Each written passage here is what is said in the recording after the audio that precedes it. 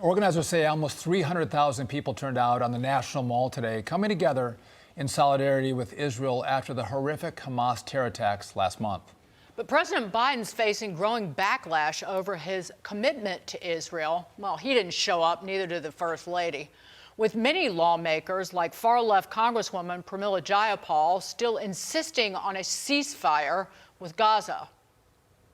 You cannot substitute one war crime for another war crime. I think it is time for us to say we are not supporting offensive military support for Israel. It is time for us to call for a ceasefire.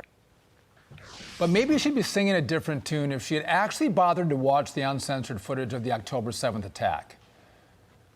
Did you view the October 7th video this morning? I know all House members. Why didn't you go to that?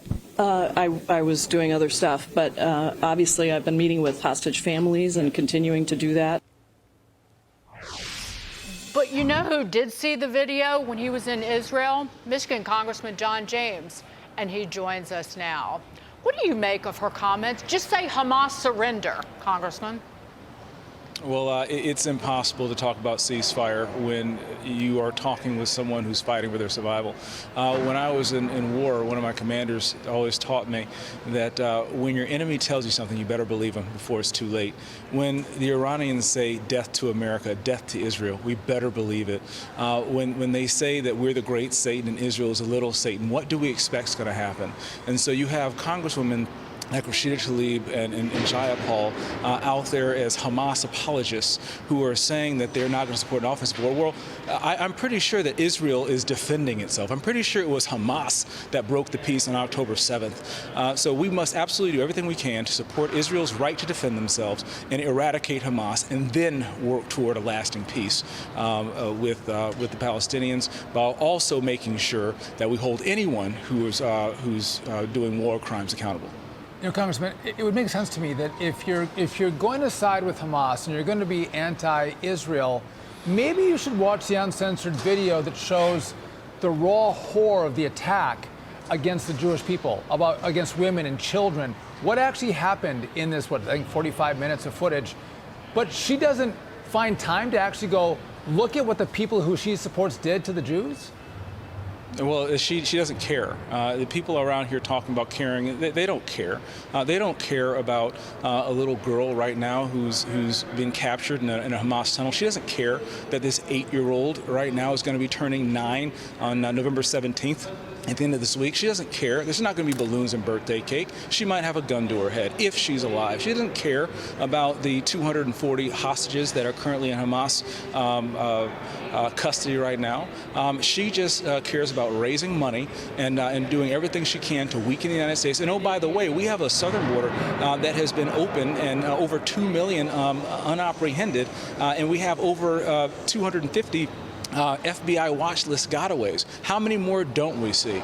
Is people like Jayapal, people like Tlaib, who are continuing to apologize for Hamas, their atrocities, looking the other way, and anti-Semitism is alive and well in the Progressive Caucus, and even Joe Biden can't stand up to him. He didn't come up to the march today. So I just got back from Israel. I saw the horrors firsthand in Iraq, and I saw them on video. And if you haven't watched it, you need to watch it, because their memories deserve to be honored by Americans truly knowing what's going on and the hate and the heinous crimes that Hamas is perpetrating against humanity. Congressman, it looks like Biden has actually gone through with extending the sanctions waiver on Iran. This is to the tune of $10 billion to allow Iraq to buy electricity from Iran. The State Department says this is okay because Iran can only use this money for humanitarian purposes. Listen to this.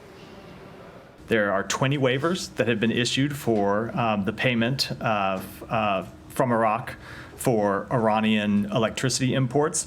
They go back to 2018. They started during the Trump administration. All in each of these waivers, it has been the case that none of this money goes to Iran. It is held in accounts that are restricted, where they can only be used to pay for food, medicine, humanitarian purposes, and other non-sanctionable activities.